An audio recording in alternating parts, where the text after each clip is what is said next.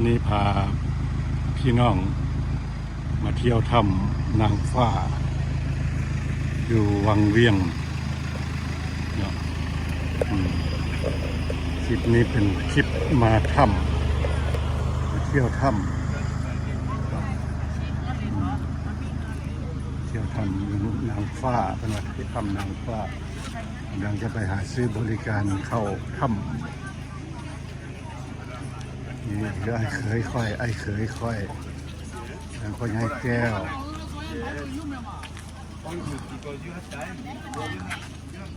我跟你说，你现在弄排骨来不及。我说你加你哪个面哪个面，他弄。ตื่นเต้นแหงเนาะพ่อแม่พี่น้องตื่นเต้นแหงที่ได้มาเที่ยววังเวียง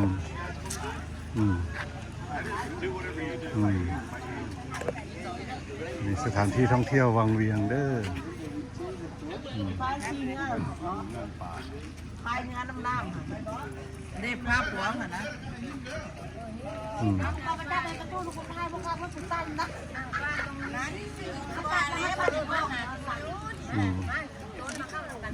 นี่บรรดาสาวๆเฟสโน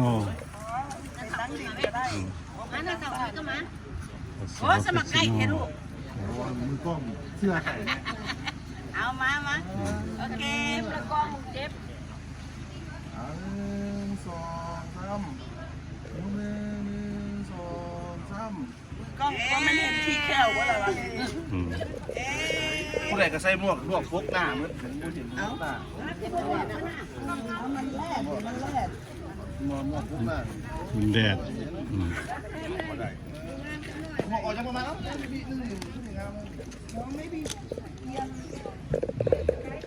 นี่ไอ้เคยค่อยกับพ่อเฒ่าเพิ่นยืนเฮียงกัน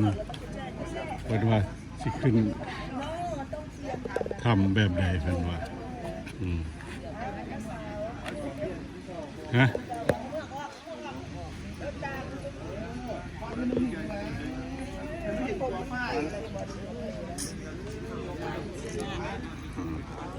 นี่เป็นกฎระเบียบของการเข้าถ้ำเนาะถ้าบ่มีปีเข้าบ่ได้เป็นกฎระเบียบเพิ่นอันนี้ก็ห้ามเอาอาหารและเครื่องดื่มขึ้นไปเนาะในถ้ำในถ้ำหัวเขียวอันนั้นเป็นภูเขาแม่น้ำ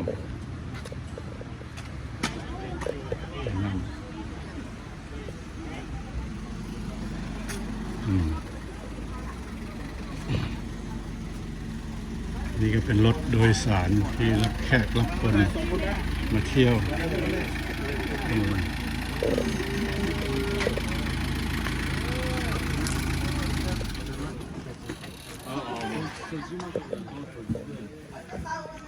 นี่เป็นเรือบริการรถบริการแก้เรือเพื่อมาเที่ยวล่องเรือ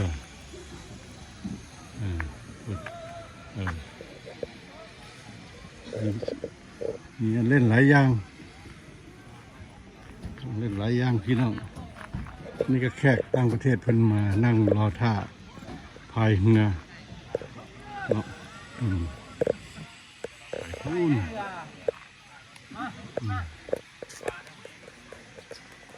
ครับเมื่อเพิ่นสิ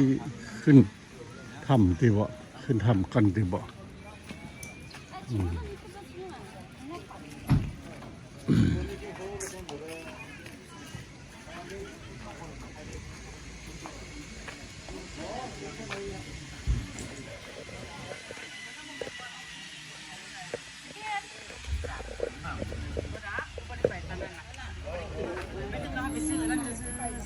เอาขึ้นเมื่อนั้นเดี๋ยวนี้เขายังไม่แต่ระบบไป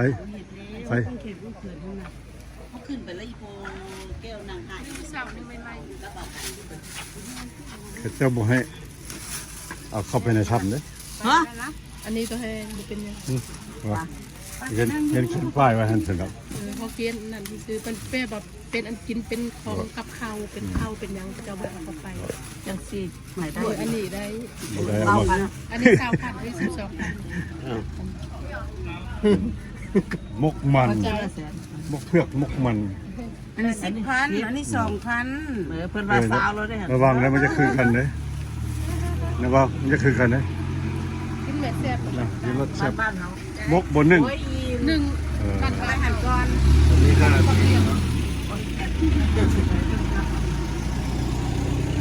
อันนี้เป็นขายข้าวโคบข้าวอันนี้ก็จะก็ข้าวเคียบบ่ข้าวโคบเนาะ แม่นก็โห ข้าวโคบเท่าไรนี่ล่ะ อันนั้น15 อันนี้15,000ได้พี่น้องได้15,000ต้มมักถั่วดิน ต้มครัวดิน ถ้วยเท่าไรนี่ ถ้วยเศร้าครับ ถ้วย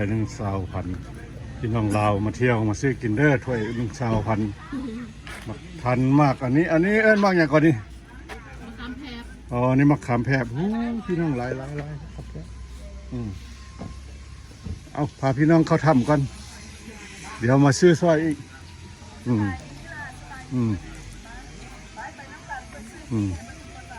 โอ้อันนี้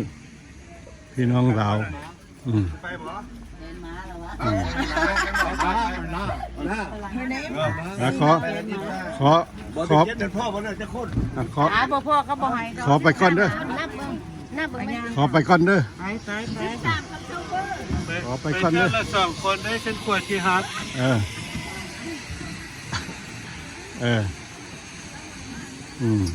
นี่ขัวอันนั้นเปล่าเจ้าสิไปใส่นี่ จะไปขี้10ลาย โอ้ไปขี่10ไร่น้าสาวก็ไปขี่10ไร่คือกันนี่พี่น้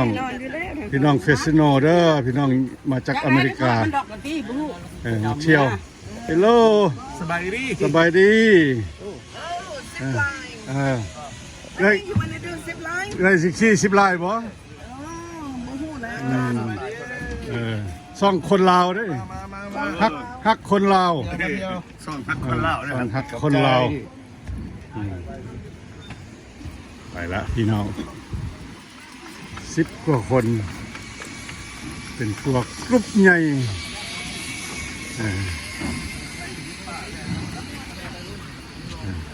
หัวมันย้อนพี่น้องหลายคนสบายดีสบายดีบ่ สบายดี สบายดี อันนี้น้ำแม่น้ำมันส่องโอ้ภาพมันย้อนเลยเด้อพี่น้องเด้อขอโทษหลายๆมาแล้วพี่น้อง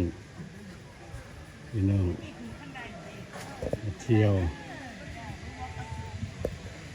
มีแต่ผู้งามต้องฮักคนลาวเด้อพี่น้องเด้อฮักคนลาวเด้อพี่น้อง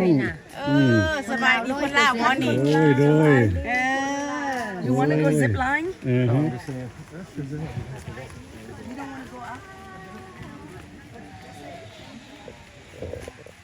ได้นะ เอาเด้อไปบูชาขอพรได้เด้อเอาเลยนี่ เอาของบูชาขอพร ทานนี่มีศักดิ์สิทธิ์ ตุ้มจุกเอารูดบ่ตุ้มจุก เอาไปสิเอาไปจะเอาของบูชาในพ่อผู้ผา พ่อจะบูชาบ่เนี่ยแต่ว่าแล้วเขาไปไหว้ซื่อ โอ้ก่อนบ่มีเว้ยบ่บ่มีน้อย เงินทำบุญนี่เนี่ยปนด้วยตัวเองนะใครจะเอา นี่สิเด้อนี่ เอานี่เด้อ โอเค เด้อให้สมมาเด้อ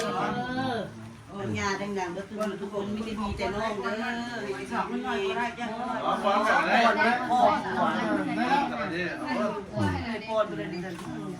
แม่กับลูกเป็นหยัง ได้ได้ ไป เอา เด้ ไปเลย อว้าวลูกไหนเด้ออ้าวเขาพูดนึกก่อนโอ้เด้ไปแล้ว เราได้สแกนนะ จะแก่นเข้าบุญใดน่ะบ่ เอาเซินพี่น้องกำลังหลาย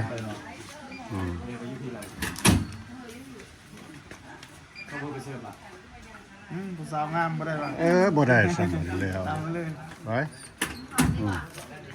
นางฟ้าเราบ่ได้เนาะเราจะผู้ชายบ่ได้ สั่งว่าไปแล้วพี่น้องเข้าถ้ำแล้ว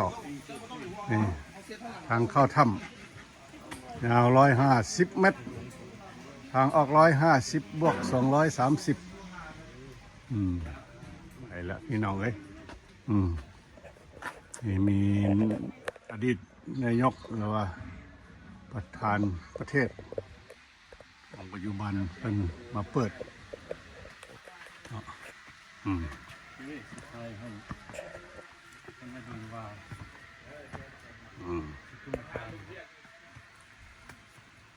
ทางขึ้นพี่น้อง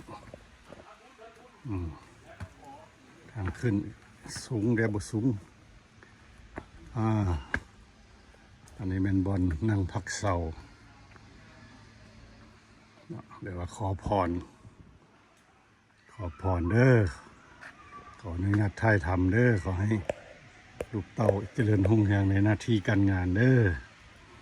ขอให้มีผู้ติดตามหลายๆเด้อหลวงพ่อหลวงแม่ทั้งหลายอันนี้เป็นถ้ำนางฟ้า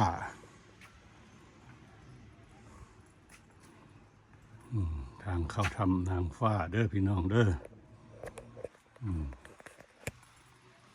ไปแล้วเป็นถ้ำหินธรรมชาติ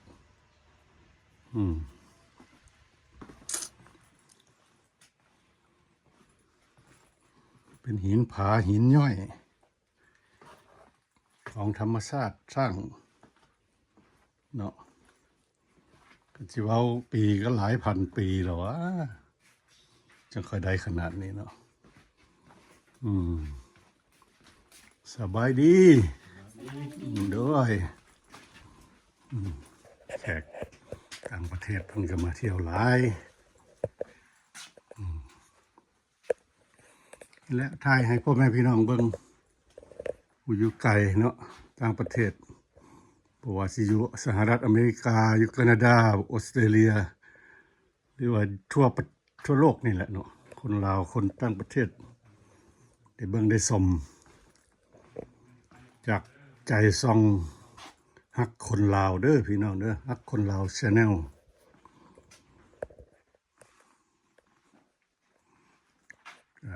เป็นซองปั้นขึ้นมาใหม่ขอความอนุเคราะห์ความเมตตาจากพ่อแม่พี่น้องสนับสนุนหรือว่าซัพพอร์ตช่องเล็กๆกับพระเจ้าอันนี้เป็นหินผาย่อยขาวๆงามๆเนาะ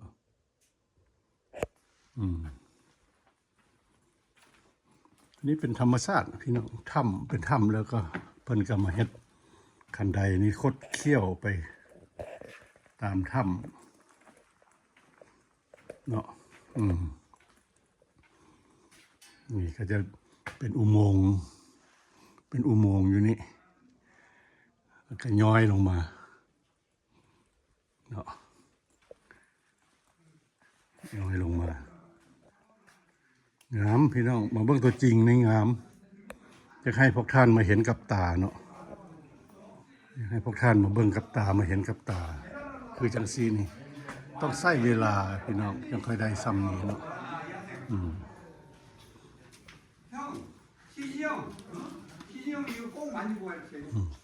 นี่ต้องใช้เวลาพี่น้องส่วนที่สร้างมาได้ซ้ำนี้เนาะต้องใช้เวลาหลายสิบปีร้อยปีเนาะย้อยออกมาสบายดีสบายดีสบายดีสบายดีสบายดี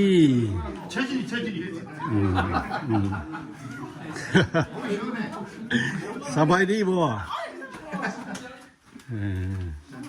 โกเลียไชน่าออกโกเลียโอ้โกเลียพี่น้องทางเกาหลีเนาะทางโกเลีย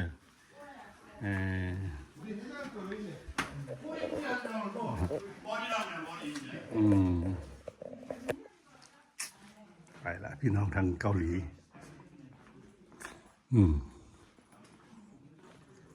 จะมืดได้ยังไงล่ะพ่อแม่พี่น้องแต่ว่าจะให้เห็นเนาะจะให้ได้เห็นภาพรวมของถ้ำนางฟ้าเนาะนี่อันนี้เป็นหินขาวหินเลื่อมหินย่อยงามนะพี่น้องยังให้พวกท่านได้มาเห็นกับตานี่ขออนุญาตถ่ายให้เบิ่งเนาะเป็นอุโมงค์ขึ้นไปสูง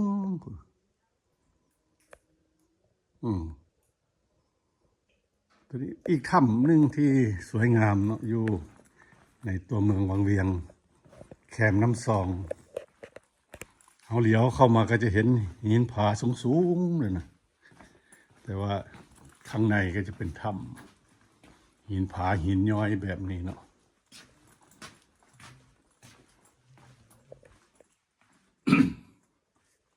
นี่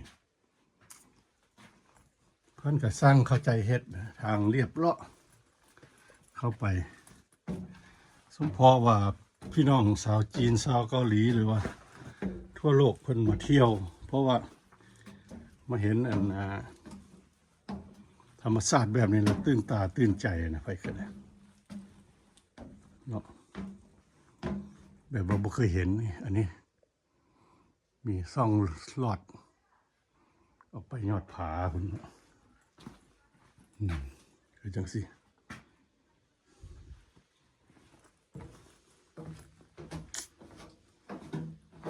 มีทางออกเพิ่นว่าบ่ออกนี่เลยสิไปไสบัดนี้หัวระวังพี่น้องหัว เอ้ยหัวพี่น้อง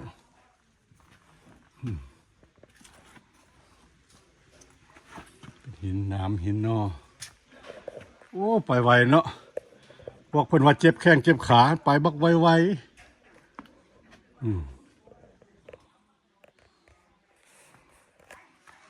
เอาออกแล้ววะเนี่ยออกแล้ววะ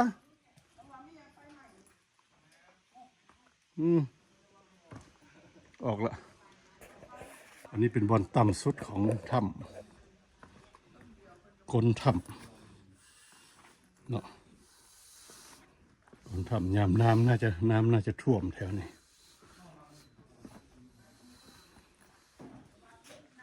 ภาพรวมของถ้ำนางฟ้าก็จะประมาณนี้พี่น้อง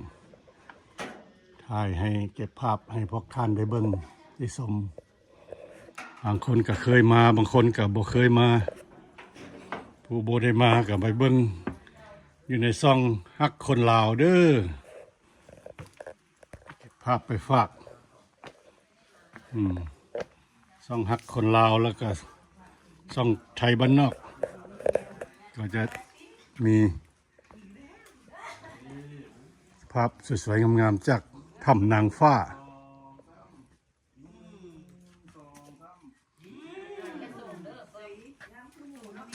ซ่องหักคนลาวโดยสบายดีไทยบ้านนอกซ่องไทยบ้านนอกเนาะเอาพ่อกันกับเพื่อนมือนี่มาร่วมกันเดินทางร่วมกันท่องเที่ยวยูทูบเบอร์เป็นจังไดเห็นสภาพถ้ำแล้วโอ้งามหลายทั้งทำอิฐมาวังเวียงหลายเทื่อแม่นบ่ว่าหาก็ฮู้ได้นี่เขาก็บ่ฮู้ว่าเพิ่นเปิดดนปานใดเนาะให้พับเล็กนะเพราะว่าตะกี้เขาก็บ่ฮู้จักโดยพี่น้องก็เคยพามาหมู่ก็เคยพามาหากแต่ว่าตัวนี้เขาหาก็ได้มาเห็นคิดว่าโอ้คักหลายอยากให้พี่น้องได้เบิ่งเนาะเชิญให้ FC ทุกคนได้เบิ่งนำกันเชิญส่วนพี่น้องทางอยู่ลาวและไทยแล้วก็ต่างประเทศในอเมริกาแคนาดาได้เบิ่งได้ชมภาพรวมธรรมชาติสร้างของถ้ำนางฟ้าเนาะพี่น้องเนาะถ้าอยากเบิ่งคลิปงามๆสวยๆแบบนี้ก็ให้ติดตามกดซับสไครบ์ซ่องฮักคนลาวและก็ซ่องคนบ้านนอก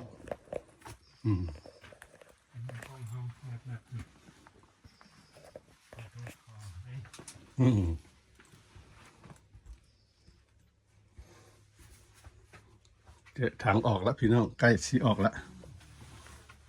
ใช้เวลาเดินก็บ่ดนดอกตัวนี้เพราะว่าความยาวของเส้นทางตัวนี้ก็ประมาณ150 เมตร150 เมตรนี่ก็ออกแล้วพี่น้องก็จะเป็นซ่องลืบผาแบบนี้แต่ว่าทางผู้เพิ่นเฮ็ดเกี่ยวกับการท่องเที่ยวเพิ่นก็เอาไฟฟ้ามาติดเพื่อข่มสว่างในการเดินเที่ยวชมเนาะ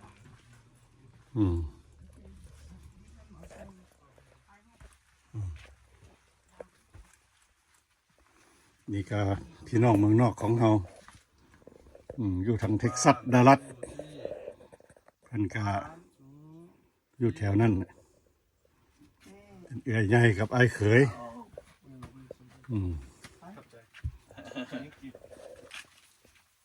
เดี๋ยวขอเก็บภาพบรรยากาศมาอีกแล้วพี่น้องมาอีกโอ้ซีบรายไปแล้วโอ้มืดพี่น้องถือมืดไปแล้วมาแล้วพี่น้องเบิ่งมาแล้วพี่น้องมาแล้วมาแล้วพี่น้องมาแล้วนี่ไลเนอร์ไปแล้วพี่น้องไลเนอร์ไปแล้วนี่ไลเนอร์พี่น้องไลเนอร์ไปแล้ว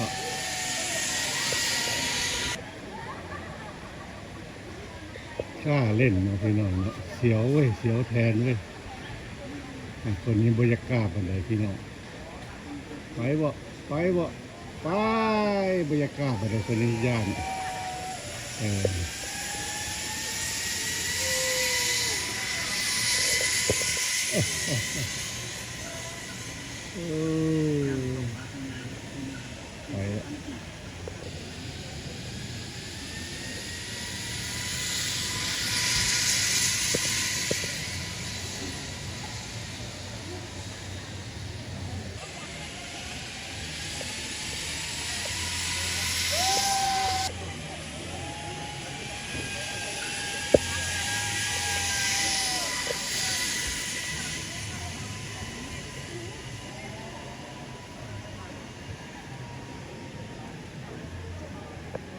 ปแล้วใน1 นาทีปล่อยหลายคนเลี้ยนแถวกันนะคือกับพี่น้องเลี้ยนแถวกันขึ้นไปปล่อยทีละคนไปแล้วเลี้ยนแถวขึ้นไปดูทำมาข้าว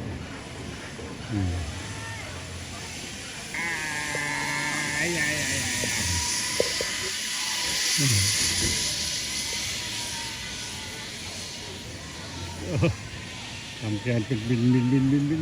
ไปบินได้คนบินได้ถ้าใครอยากมาเล่นก็มาเด้อพี่น้องเด้อที่อยู่ต่างประเทศบ้านเรามีการเล่นหลายอย่างอยู่เชิญชวนช่องฮักคนลาวเชิญชวนไปละ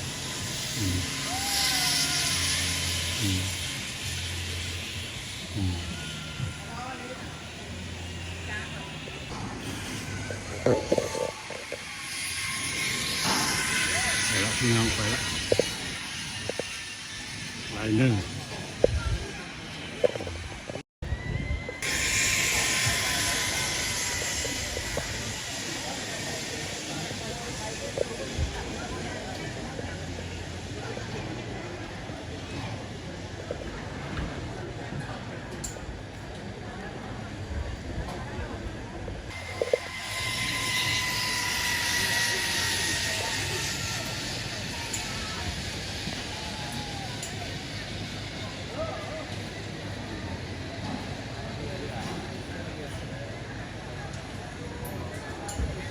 เสียว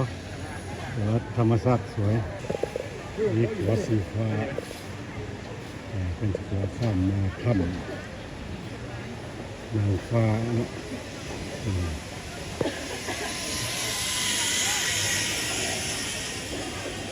น้ำใสเย็นปลามีอะไรก็ได้บรรยากาศนะพี่น้องมานั่งกินอาหารแล้วก็ชมวิวชมธรรมชาติได้บรรยากาศถึงเนาะพี่น้องเนาะเป็นส่วนเด้อใครอยากมาเที่ยวข้าพเจ้าก็มาแล้วก็เอาวิดีโอไปฝากไปต้อนเพื่อนๆพี่ๆน้องๆที่อยู่ต่างประเทศหรือว่าผู้ที่บ่ทันได้มาเนาะจะให้ได้เบิ่งได้ชมกัน ยังออกไปพายเรือสถานที่ท่องเที่ยว มีทั้งคนไทยคนจีนคนเวียดนามเกาหลีทุกชาติอยู่ในนี้รวมกันวันนี้นะพี่น้องเนาะเรือการท่องเที่ยวก็คึกคืนอยู่ได้ก็ฝากช่องพักคนลาวเด้อพี่น้องแล้วกด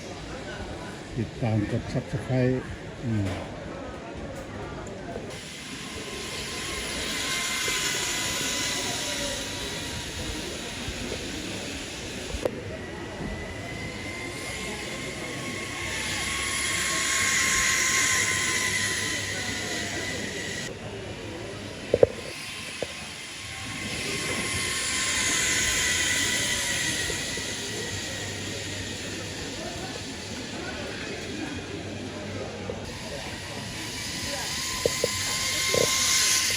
ได้เวลากลับออกจากถ้ำนางฟ้าแล้วพี่น้องพี่น้องทางเฟสโนกลับออกจากถ้ำนางฟ้า